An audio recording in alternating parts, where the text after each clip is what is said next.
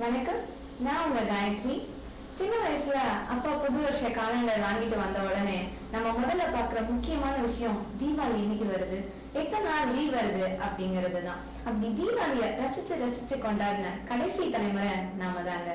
தீபாவளிக்கு 45 நாள் முன்னாடியே ஸ்கூல் பசங்களோட என்ன ட்ரெஸ் எடுக்கணும், என்ன வெடி வெடிக்கணும் அப்படிங்கறத பிளான் போட்ட காலம்லாம் இப்ப நினைச்சாலும் சிரிப்பு தாங்க வருது. ஜீன்ஸ் எடுக்கணும், டிஷர்ட் எடுக்கணும்னு பிளான் போட்டு லாஸ்ட்ல குடும்ப சூழ்நிலை காரணமா ஏதாவது ஒரு ட்ரெஸ் கிடைச்சா போதும்னு அழுது புலம்புன காலம் இன்னமும் கண்ணுக்குள்ளே இருக்குங்க. என்னதான் சொந்தமா சம்பாதிச்சு 3000க்கு ட்ரெஸ் எடுத்தாலும் தீபாவளிக்கு முதல் நாள் கூட்டத்துல அலைஞ்சு திரிஞ்சு 250 ரூபாய்க்கு அப்பா வாங்கி தர ட்ரெஸ்ஸ போடுறப்ப நம்ம மனசுல உண்டாகிற சந்தோஷத்துக்கு அளவே இல்லைங்க.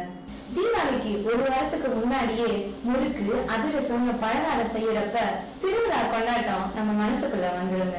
இப்பவும் தீபாவளி கொண்டாடுறாங்க. எப்படின்னு தெரியுமா? ஐயங்கார்ல 1/2 கிலோ ஸ்வீட் வாங்கிட்டு அமேசான்ல ட்ரெஸ் எடுத்துட்டு ஒரு நாள் மட்டும் நிம்மதியா தூங்கினா போதும்னு நினைச்சிட்டு இருக்காங்க. இப்ப இருக்க காலகட்டத்துல பணம், சம்பாத்தியம், கார்பரேட் இது மட்டும்தான் வாழ்க்கைன்னு அதோடய வாழ பழகிட்டாங்க. அதனால சின்ன சின்ன சந்தோஷங்களை கூட இழந்துட்டு வராங்க நம்ம மக்கள்.